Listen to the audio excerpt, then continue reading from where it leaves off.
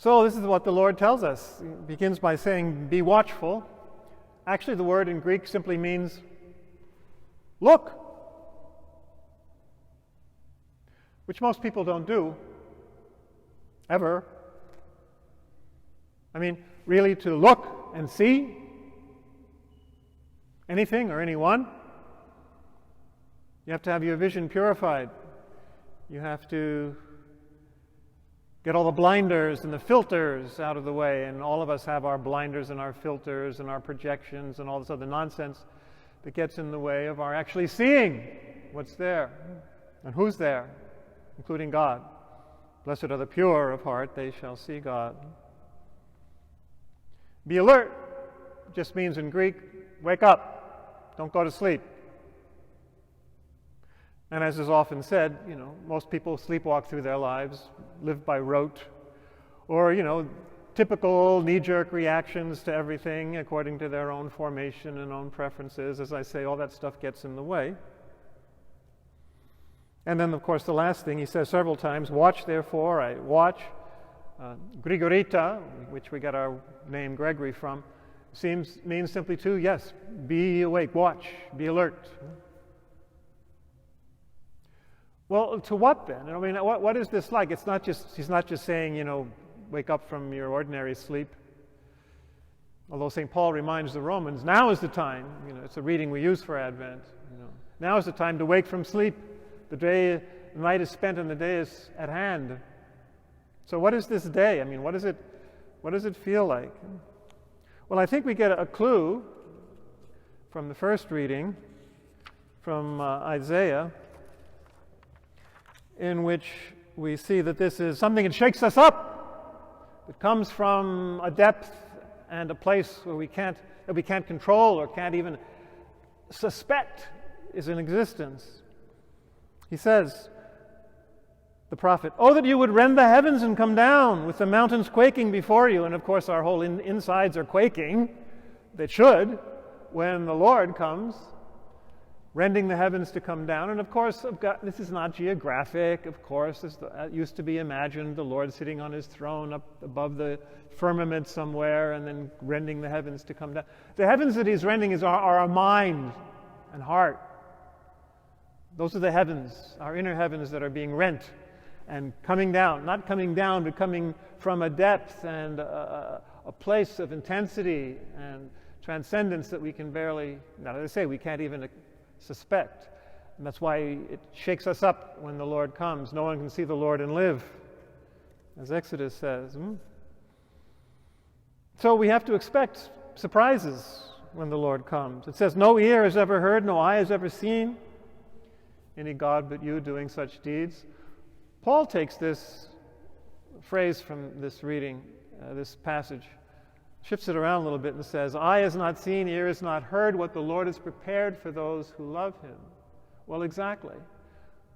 What the Lord reveals, what the Lord has prepared, you can't even imagine. Eye has not seen and ear has not heard. So, the Lord comes. If he's our Father, that means he teaches us and he engenders us. So it's a whole new birth and a whole new awareness. God is called Father, unusually for the Hebrew Scriptures, twice in this passage. And then at the end it says, "We are the clay and you are the potter." Now, how many of us really let God be the potter and we're just the clay? We don't bring any of our own preferences, any of our own agenda. We don't try to form our own clay ourselves and make our own particular pot. The Lord is the potter. And he will make a pot that's much, much better and deeper and richer and more colorful than anything we could ever suspect or imagine or create ourselves. So all of what this passage is saying in all these ways is, expect a major upheaval, a major change in your whole way of thinking and seeing and feeling and acting if the Lord's going to come and transform us. That's what the Lord's coming to do, is to transform us. So what he's going to reveal is not so much what to see, but how to see. So we see the same things, the same people, but we see them differently because we see with transformed vision, and then we act accordingly by the power of the Spirit in response to that. So our whole vision is changed. We see with God's eyes, with Christ's eyes. We get the mind of Christ. What the Lord reveals to us when He comes is Himself. And what we wake up to is God's own vision of the world, which of course should shake us up quite a bit, because that's not what comes naturally to our jaded senses, full of their own preferences and prejudices. And that's really what the second reading is speaking about too. It says, we've been enriched in every way. Enriched in every way. So that's what's happening. With all discourse and all knowledge. And Paul loves these phrases, all, because it's a complete gift of things way beyond our ken and control. Every discourse, every knowledge, all knowledge, that's then confirmed in us. So we're waiting for the revelation, it says, of our Lord Jesus Christ. The word in Greek is apocalypsis, revelation. And that's not the end of the world. Well, it's the end of our inner world, I hope, and the creation of a new one. So the revelation is Jesus Himself, the revelation of Jesus Christ in our heavens. Remember what it says, what Jesus said? It'll be like a flash of lightning from one end of the sky to the other. Interiorly, yes, that's what happens. A total change of perspective. And that's the coming that really matters for us. And we don't know when that's going to happen, because it really happens every moment if we're awake. It happens all the time, moment by moment by moment, if we're not sleepwalking. And we're called to fellowship with the Son is the last line in that second reading, which of course this is fellowship with Him as we're transformed more and more into Him. So we really do see in a whole new way. And it's a major refurbishment of our whole inner world. I'd maybe like to suggest what it is like, if we can see from the gospel and from the experience of the saints, what it is to see with Christ's eyes. How does Christ see? And we can judge also from the actions that follow from that in the gospel. Well, I'd maybe like to use a little mnemonic, the word hour, H-O-U-R, speaking about the time. We don't know the time, when the hour, the day or the hour. So the hour. H, humility. If we're not projecting all our own preferences and prejudices and all that garbage out there, then we're humble. We have no presuppositions and preferences. We're just seeing what God sees. And what God sees is what God created, which is beauty.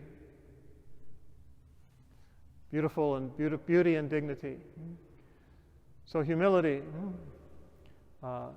Openness. Obviously, if we're not full of ourselves anymore, then we're open. U and V in Latin are the same, so make it V. Our, H-O-V. Vulnerability. That's why we don't like to be open and awake and humble, because then we have to be vulnerable, which is a big deal. We can't be in control, projecting all our own stuff out there. We have to be open and vulnerable. Humble, open, and vulnerable. And if that's what happens, then the R of H-O-U-R is respect. We have infinite respect for everything and everyone, every person, every flower, all the angels and God, God's self. Infinite respect, which includes our enemies and those who are different from us, and those who think differently from us, and those who live differently from us, and those who are different from us, because in the end they're not that different, because we're all children of God. But we have infinite respect. So with humility, openness, vulnerability, and respect, which is the way Jesus approached the world, well, not only will our inner perception mechanism be different, but the whole world would be different. Not just because we see it differently, but because the actions that flow from that humility, openness, vulnerability, and respect will change the world. There won't be any more angry partisan divisions, and taking sides in the church or in whatever. Or if there are sides, we'll just be able to listen to one another and respect one another and live with one another and maybe even be changed by one another. So that's what it means to stay awake. You don't know the hour. There's the very word that comes up, the kairos, the time that he's coming back. Well, now is the acceptable time. Now is the day of salvation.